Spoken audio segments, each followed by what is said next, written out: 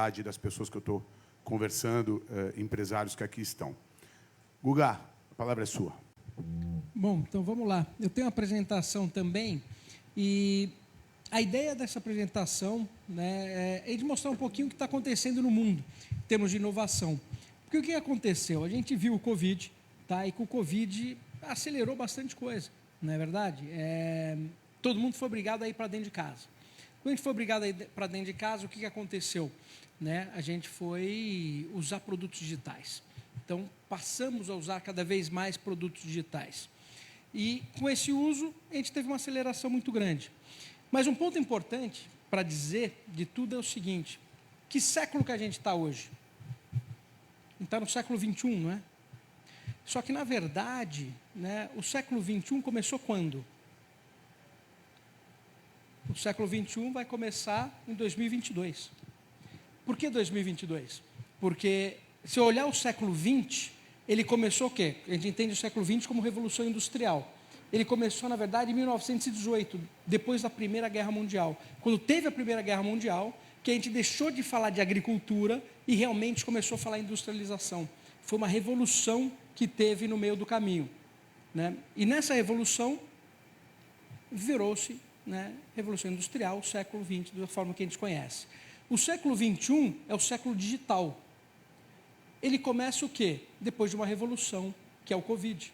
Veio o Covid, todo mundo foi para dentro de casa. Então, na verdade, em 2022, que a gente vai falar do que é, na verdade, o mundo digital. Então, essa revolução de 2 anos que a gente ficou dentro de casa, que trouxe tudo isso para a gente. Então, de cara, o que a gente conheceu do mundo muda a partir do ano que vem. Porque tudo aquilo, né, que a gente acostumou a fazer as coisas vão ser um pouco diferentes do que a gente fazia antes.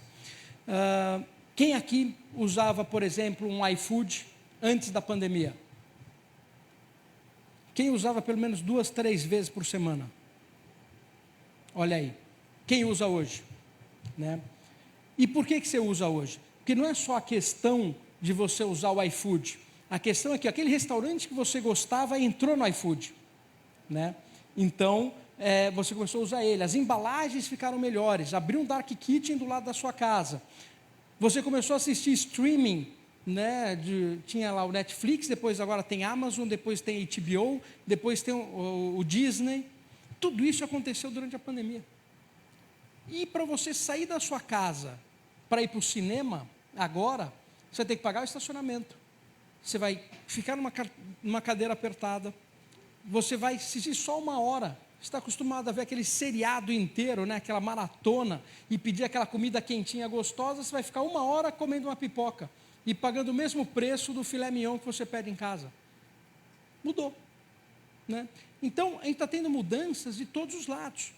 E o que acontece? A mudança das empresas, principalmente, essa aceleração que a gente tem, esses 3 anos que acelerou o mundo, a empresa não acelerou. Não deu tempo de a gente acelerar as empresas.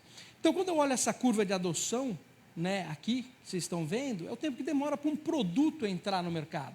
Pode demorar 10 anos, né, no caso do iFood. Aí veio a pandemia, que aconteceu? Bum, achatou e entrou muito rápido. Isso não aconteceu só com o iFood, isso aconteceu com um monte de coisa. Né? Quem usava o Zoom aqui antes da pandemia? Pois é, quem conhecia o Zoom antes da pandemia? Entendeu? Né? Mudou. Então, você passa a usar tudo isso. Então, olha como a gente imaginava que ia ser o futuro. Né? Não era assim? Né? Chegaram as máquinas todas, veio a pandemia, ninguém mais quis ficar dentro de casa. Né? Você quis correr para o campo e etc. Olha como vai ser o futuro. Aí a gente entendeu que o nosso futuro agora, a gente quer estar mais próximo da natureza, a gente quer estar, né, em cima de tudo isso. Né? São Paulo, por exemplo, que eu estou lá, veio a pandemia, ninguém quis, as pessoas foram para a praia e as pessoas foram para o interior. Olha a oportunidade de balneário num momento desse. Né? Pô, se eu posso trabalhar de qualquer lugar, por que eu não vou trabalhar no melhor lugar? E aí a gente começa a ver que essas interações passam a ser cada vez mais importantes. Né? Se eu trabalho em casa, primeiro você foi lá trabalhar em casa por causa do home office, e aí aquilo acabou ficando, depois começaram a nascer condomínios específicos, lá nos Estados Unidos tem condomínios no meio da natureza, com acesso à internet muito rápido para o cara trabalhar. Eles foram para lá. Né? A XP em São Paulo está abrindo campus, a sede em São Roque, que é fora da cidade. Por que isso? Porque tem qualidade de vida, você vai trabalhar da sua casa. Agora, quando você precisa encontrar o seu time, você vai para lá e encontra o seu time num local propício para tudo isso.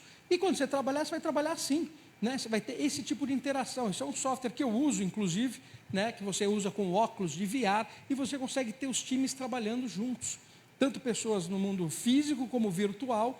Isso é o quê? Ainda você precisa daquele óculos, aquele trambolho, né? Cara, mais 2 anos, acabou. Então você vai trazer todo o trabalho para dentro de casa, não importa onde você está. Você consegue interagir com tudo isso. Até a academia. Não sei quem conhece o Mirror, né? Por exemplo, esse espelho, ele faz o quê? Você tem um espelho que você literalmente faz academia olhando para o espelho. Você tem o professor ao vivo te dando aula pelo espelho. Né? E você vê os seus amigos ainda, né, aqui embaixo, né, e você vai fazer aula de boxe, aula de uma série de coisas. E no meio da pandemia, essa empresa, que não tem nem 2 anos, foi vendida para a Lululemon por $500 milhão. Então, quer dizer, não é novidade, ela nasceu, já acontece, foi vendida e já tem um copycat chinês. Foi vendida por $500 milhão e está aqui o copycat chinês já fazendo isso e colocando na China inteira. Então, quer dizer, olha a velocidade que as inovações acontecem. Quando eu falo de comida, né, a gente está falando do movimento de clean meat, onde eu não preciso matar, por exemplo, a galinha, não preciso matar o boi para comer a carne. Você pega só a célula dele e faz dentro de um bioreator. Ah, mas isso está funcionando? Está funcionando. Né? Não só funcionando, está aqui um exemplo de um videozinho, essa carne aqui, esse nuggets, né, ele foi feito pela Memphis, que não matou o frango. Tá? E é um frango. E a Kentucky Fried Chicken já vai colocar todos os nuggets, já está deles, com frango que não matou o frango. Né? E você já tem o quê? Só que o que acontece? Entre matar um boi e colocar o bife dentro do seu prato, eu tenho 270 empresas no meio do caminho. E aí? Então, movimentos estão acontecendo. Então, eu mudei o meu processo. Né? Então, eu tinha uma linha de produção, né, que vinha do começo ao fim, eu mudei, é outro tipo de linha. E olha a quantidade de empresas que já estão nascendo em cada um desses segmentos. Então, quer dizer, está acontecendo. Em 2035, mais da metade da carne que a gente vai comer não veio de um boi, não veio de um animal. Você imagina, você não vai precisar matar um animal. A gente está entrando num mundo de economia de custo marginal de zero. O que é custo marginal de zero? Que é quando você vende o seu produto e ele custa zero. Quanto que custa para você fazer uma busca no Google? Custa alguma coisa? E quanto que custa para o Google a busca que você fez? Zero, né? 0,0001, custo marginal de zero. Um post no Facebook, por aí vai. Como é que se compete com uma empresa que faz isso? Que o produto dela custa zero. Então, a gente tem que criar coisas a custo marginal de zero. Educação tinha que ser custo marginal de zero. Você faz uma vez muito grande e fornece para todo mundo. Custo marginal de zero. Né? Consigo fazer isso com coisas físicas? Óbvio. Isso aqui é um exemplo interessante. Foi feito um estudo na Universidade de Manhattan, na Universidade de Colômbia, em Manhattan, que 9 mil carros autônomos substituem 150 mil táxis em Manhattan. O carro autônomo, obviamente, não tem motorista, ele é elétrico, ele tem algoritmo que se reposiciona conforme a oferta e a demanda e funciona 24 horas por dia. Quanto vai custar para você ir da sua casa para o escritório num carro autônomo? Zero. Né? E está aqui o Zoox, isso aqui é um carrinho que já está rolando em testes, né? Um carro autônomo, né? Todo bonitinho, feito por uma startup que fez esse carro. Sabe quantas pessoas a startup que fez esse carro tem? 16. 16 pessoas criaram esse carro autônomo, levantaram um funding de $1 bilhão e venderam para a Amazon. Entendeu a importância da educação num local? 16 pessoas fizeram um carro autônomo, levantaram um funding de $1 bilhão, venderam para a Amazon, e obviamente, se você tem Amazon Prime em breve em Nova York, você não vai pagar pelo carro. Custo marginal de zero.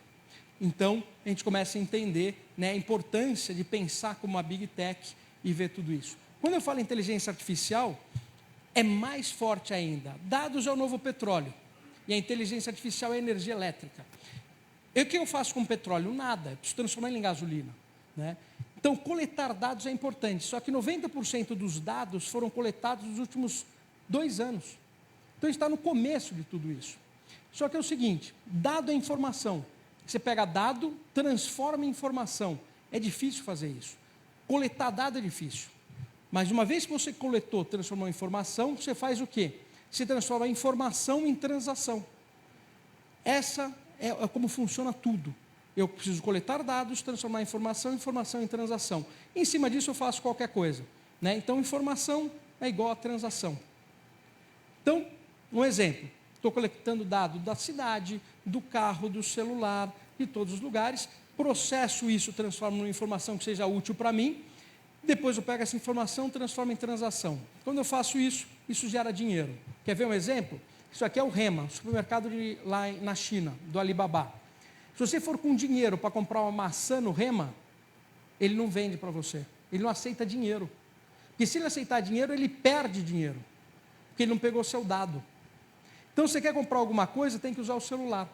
Então, no celular você compra a maçã. Comprou. Ele vai falar, olha, você comprou a maçã, então o Guga compra a maçã toda quinta-feira. Quando o Guga compra a maçã, ele também compra chocolate. O Guga vem comprando carne, né, toda semana. Opa, o Guga começou a comprar frango. O que aconteceu?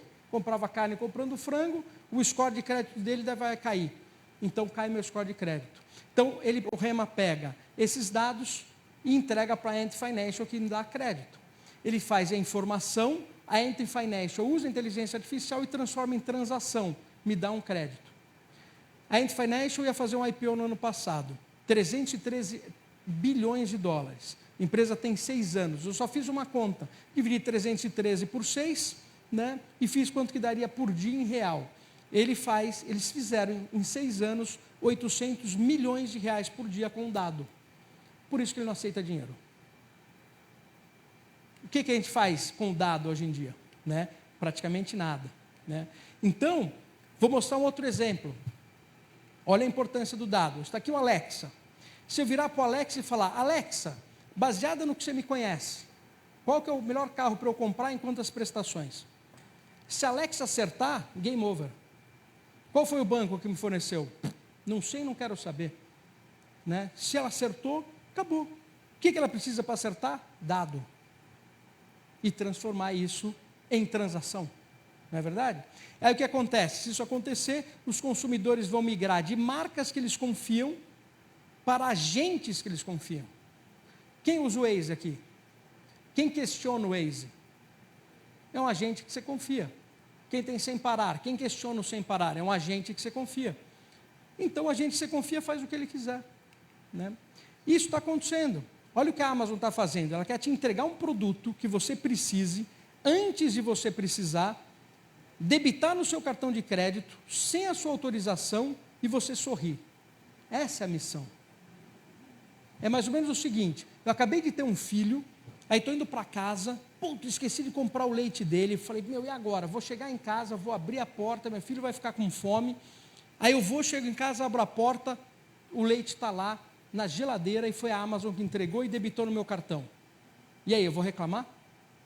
Não, a Amazon debita tudo, pode debitar, esse tipo de transação pode debitar.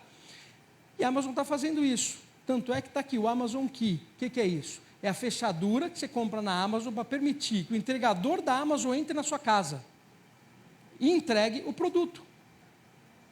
Olha que interessante, né? Está aqui o exemplo da Amazon Key. Aí você vai falar para mim, mas isso não vai funcionar aqui no Brasil, imagina, quer deixar o cara entrar no Brasil? Que nem minha mãe falava quando era criança, nunca entre em carros estranhos. Quem pega Uber aqui? Então, cara, não vem com história. Se ela entregar a experiência correta, da forma correta, o que acontece? Vai funcionar. Então, esse é o mundo, né, que a gente está vivendo em cima de tudo isso. Né? Então, a gente está falando de um mundo de hiperpersonalização, né, de onde vai automatizar tudo, a gente vai melhorar a experiência do ser humano, e a gente está falando de pervasive knowledge, que é se antecipar à necessidade do consumidor. Essas 4 palavrinhas é o que todas as Big Techs fazem, né, e é o grande segredo de tudo isso. Então, eu fiz só essa explanação para mostrar o poder dos dados, que literalmente, eu vou falar aqui, 100% das pessoas que eu conheço, não vou falar 100, vou falar 99,9%, perde. Deixa passar pelos dedos, não dá valor, não usa, ou não toma decisão baseada em dados. Então, você não transforma dado em informação, e você não transforma informação em transação. Então, Quando a gente começa a trabalhar e pensar dessa forma, você pensa que nem uma Big Tech, você pensa que nem uma Big Tech, você tem um retorno de uma Big Tech. Né? Então, esse era uma Legal, explanação. Parabéns, meu. Muito bom, muito bom. É realmente um tema bem provocativo, né? Tira a gente aí da zona do conforto e faz a gente pensar, dada a relevância, de fato, como a inovação vem. Acho que o Brasil está muito aquém, né, Guga? Depois vamos falar disso. Deixar o Rodrigo Abreu, nosso amigo CEO da Oi daqui, a explanação dele.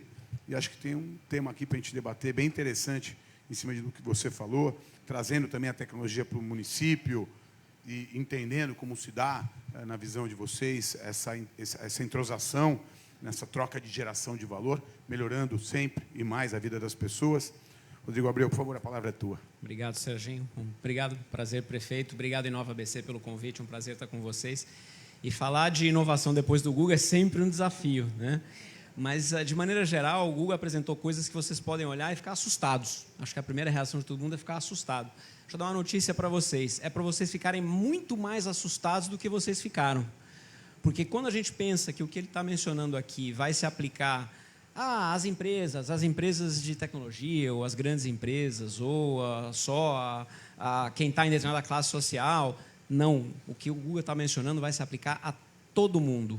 Vai se aplicar a indivíduos de qualquer classe, vai se aplicar a empresas, sejam elas corporações multinacionais, sejam elas uma pequena empresa aqui com 2 funcionários, vai se aplicar a governos, vai se aplicar a cidades. E todo o tempo. E essa é a beleza da transformação pela qual a gente está passando. Quando a gente fala de transformação digital, e a inovação tem bastante a ver com a transformação digital, normalmente as pessoas pensam em tecnologia. É a tecnologia, é uma empresa de tecnologia, é a Google, é a IBM, é a Amazon, é a operadora. E, na verdade, todas as empresas vão ter que se transformar em empresas digitais. E as pessoas já estão se transformando em pessoas que vivem uma vida digital.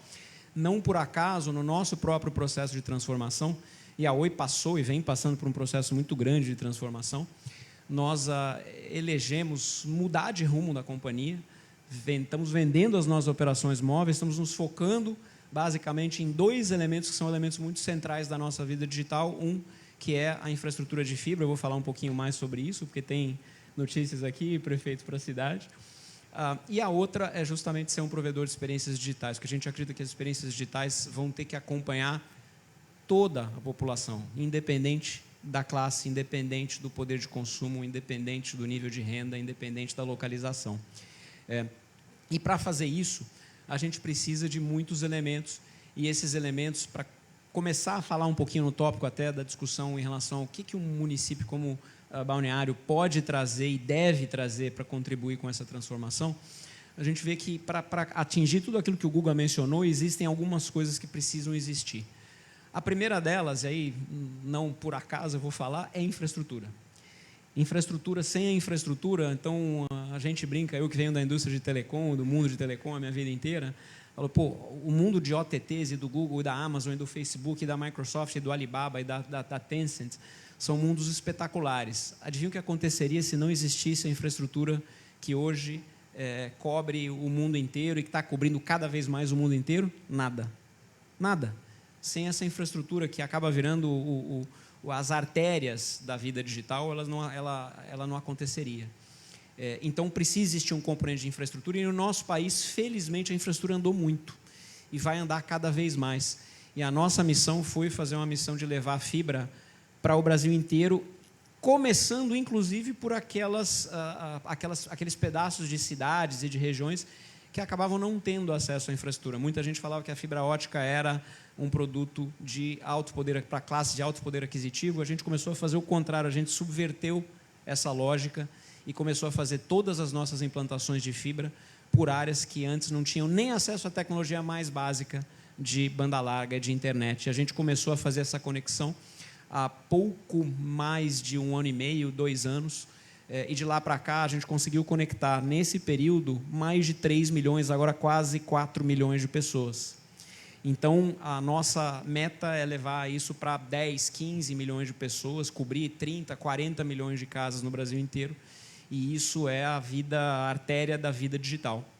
Agora, obviamente que em cima dessas artérias vem também o conteúdo, as experiências digitais. Então, nós decidimos nos tornar provedores de experiências digitais, que complementam até de maneira muito interessante, porque ela precisa ter uma conexão com a conectividade local, com a presença local, todas as experiências e facilidades e serviços e tecnologias que são, por natureza, globais. E para que exista esse conteúdo, a gente precisa de algumas outras coisas. Aliás, esse talvez seja o nosso grande desafio como país.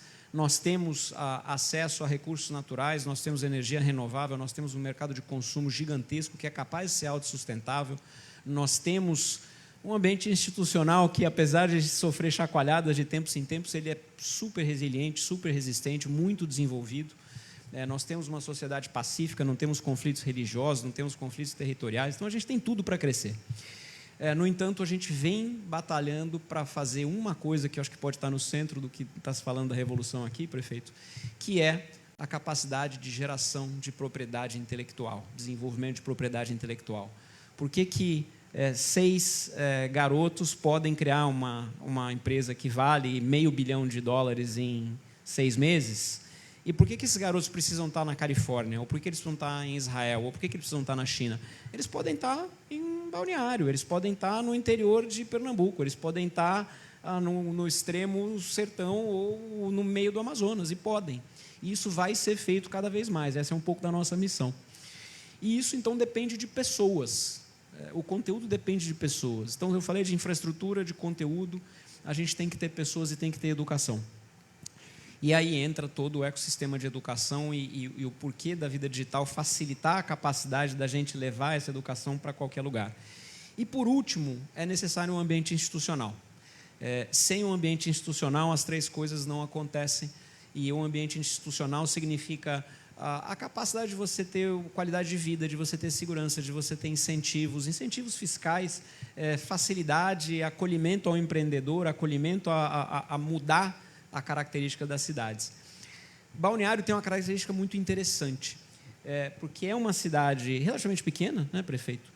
Mas é uma cidade que tem o maior adensamento urbano do Brasil, é uma das cidades de maior adensamento urbano do Brasil, com um potencial que começou com o turismo, mas, obviamente, pode se expandir para todo o resto da economia. Ele pode trazer um componente de núcleo intelectual, de geração de capacidade intelectual muito interessante, porque ele passa... Depois da pandemia, eu brinco que a pandemia foi o maior agente de transformação digital da história. Todo mundo tenta, poxa, preciso fazer uma transformação digital na minha empresa. E aí ninguém consegue, é difícil, é um processo lento. E aí chega uma pandemia e em uma semana todas as empresas do mundo, e no Brasil não foi diferente, tiveram que mudar a sua maneira de trabalhar. E mudaram. Nós colocamos 11 mil pessoas em casa, trabalhando remotas, em 6 dias. Se eu chegasse para o meu diretor de tecnologia e falasse para ele, olha, numa situação normal, sem pandemia, amanhã eu quero fazer uma proposta para vocês, na semana que vem eu quero mudar o nosso modelo de trabalho, quero que as 11 mil pessoas estejam em casa. Ele ia me chamar de maluco, né? E, no entanto, em 6 dias, as 11 mil pessoas estavam em casa trabalhando. Então, muitas vezes, a capacidade de mudança ela é limitada só pelos nossos costumes, pelos nossos hábitos, pelas nossas crenças, porque realmente ela pode ser feita. Então, o potencial da cidade é um potencial que vai muito além do turístico. E, além disso, a gente tem a capacidade de trazer para cá um tipo de público que percebeu, depois da pandemia, que o trabalho é onde você está. É o que você faz, não onde você está. Onde você está não importa. Então, o que você faz é o trabalho, onde você está é onde você quer estar. E, obviamente, que as pessoas querem estar num lugar com qualidade de vida, com segurança, com lazer, com um ambiente bonito, bacana, com mobilidade, com uma vida interessante. Então, esses elementos todos fazem com que seja possível desenvolver polos de inovação em vários lugares do Brasil. E, aliás, esse talvez seja um dos grandes desafios do nosso país, que é interiorizar a nossa economia. A gente precisa interiorizar a nossa economia. O Brasil tem hoje 20 cidades com mais de 1 milhão de habitantes, 20 cidades. E a grande diferença, eu costumo dizer, para sempre discutindo o tema infraestrutura, em relação a um mercado, uma economia dita muito desenvolvida, como, por exemplo, os Estados Unidos ou qualquer país grande da Europa, é que nessas 20 cidades você costuma ter acesso à infraestrutura, mas quando você sai dessas 20 cidades no nosso país, e quando você sai dessas 20 cidades em um modelo diferente, de um ambiente desenvolvido, as oportunidades de infraestrutura, de acesso à educação, de acesso a recursos mudam muito. Felizmente, Balneário está numa zona que tem proximidade, mas a gente deveria levar isso para o Brasil inteiro. Então, nós temos capacidade de fazer isso acontecer. A Oi, há algum tempo, como eu mencionei, entrou num grande processo de transformação, até perdeu um pouco de presença na cidade.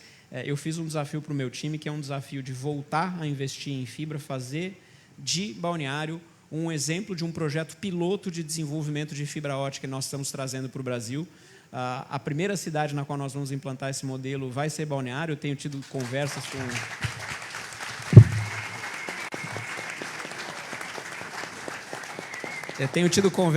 os empreendedores, com os desenvolvedores locais, que, aliás, são uma potência da cidade. E nós vamos trazer alguns modelos de construção de fibra não destrutiva, que não dependem de passagem por dutos, que a gente consegue fazer instalações muito rápidas. Existe um conceito em tecnologia chamado de FTTH, de Fiber to the Home, que é a fibra até a casa. A gente está lançando um conceito que é um conceito bastante revolucionário de Fiber to the Room, que é fibra até o quarto. Então, é conectividade plena em todos os lugares, para todos os habitantes. Então, nós começamos a fazer esse projeto. Prefeito, o time técnico está trabalhando ativamente para poder tentar fazer essa implantação em menos de 3 meses. Esse é um desafio que eu dei para o time. E aí, com isso, a gente volta a ser uma força na cidade, ajudando a fazer com que esse projeto possa sair do papel e ajudar os tantos empreendedores, negócios, PMS. A gente quer levar essa conectividade para as mais de 100 mil domicílios e, obviamente, conquistar novamente um pedaço que a gente acha que é relevante e do qual a gente nunca deveria ter aberto mão. Mas é um prazer estar com vocês, parabéns pela iniciativa. E só complementando finalmente a tua fala, Guga, eu só botaria uma pitadinha, que é uma pitadinha que a gente precisa desse ambiente institucional, não só a nível municipal, mas também tomando cuidado com como a gente implanta esse mundo novo. O mundo novo pode virar uma utopia, onde tudo dá maravilhosamente certo, mas a gente tem que tomar cuidado para evitar as distopias, que é onde tudo dá desastrosamente errado. A minha brincadeira aqui é que nós temos que buscar ser o mundo dos Jetsons. Não sei, isso vale para aqueles que assistiam desenho antigamente, que é o mundo dos carros voadores e dos robôs que ajudam em casa e das videoconferências que você trabalha de onde você quiser. E boa parte disso começou a acontecer. Mas a gente tem que tomar muito cuidado para não virar os mundos do Black Mirror, aquele onde existe uma distopia pela tecnologia que faz com que o ser humano acabe perdendo a prioridade, acabe ficando em segundo plano. Então, é um prazer estar com vocês, vai ser um prazer também colaborar com esse processo de desenvolvimento da cidade.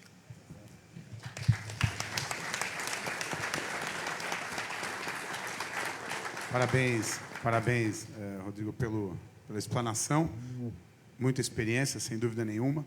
E, melhor ainda, pelo anúncio aqui público desse processo de conectividade, que é o que, de fato, permite com que tudo aconteça.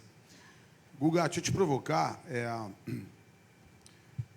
Você mencionou a educação, sem dúvida nenhuma, é a base do desenvolvimento de qualquer setor, de qualquer indústria, não é diferente na tecnologia. Quais mais atributos, quais mais ações que uma prefeitura, que um município precisa ter, precisa praticar para incentivar a tecnologia enquanto setor, enquanto indústria, mas também para atrair as empresas para cá, que é o tema de hoje, usando a tecnologia como um desenvolvimento de fato?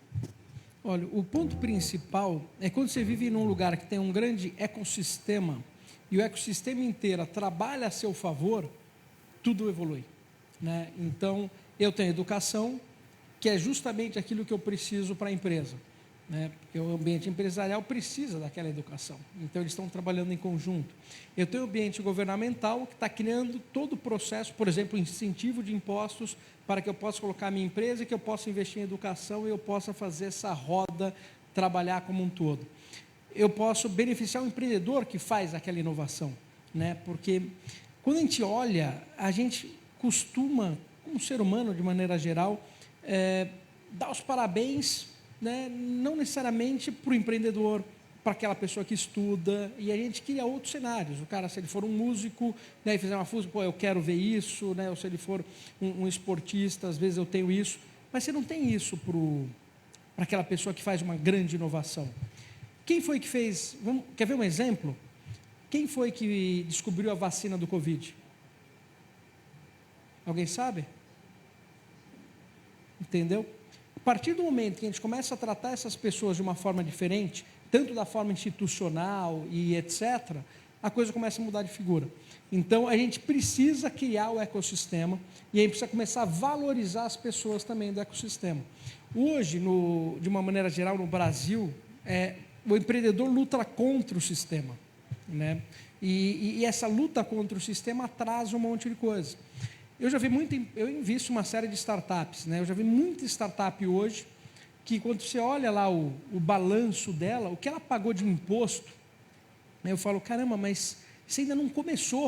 Eu falo, mas não tem jeito, né? Tive que pagar tudo isso de imposto e não começou ainda. Eu preciso reinvestir mais e preciso de mais dinheiro.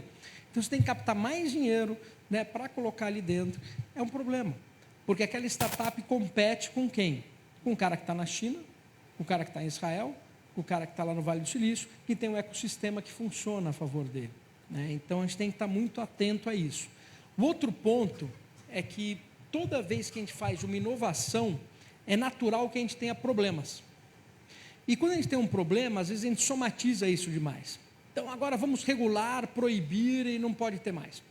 Vide os patinetes, né? Não sei se quem lembra dos patinetes, teve em São Paulo, andava com os patinetes, aí de repente, não, vamos acabar com tudo isso, agora é capacete, é isso, aquilo, matou, tira os patinetes todos, joga dentro de um caminhão e ninguém pode fazer mais nada. Matou a inovação, né? Matou a possibilidade, por quê? Porque tinha alguns problemas. Então, como governo, tem que trabalhar o quê? Que a gente chama de um sandbox regulatório. O que é? Você vai criar uma inovação nova? Então, tá bom. O governo vai trabalhar junto com você para que tenha o quê? Uma legislação, que tenha um processo que garanta que a tua inovação também não causa problema.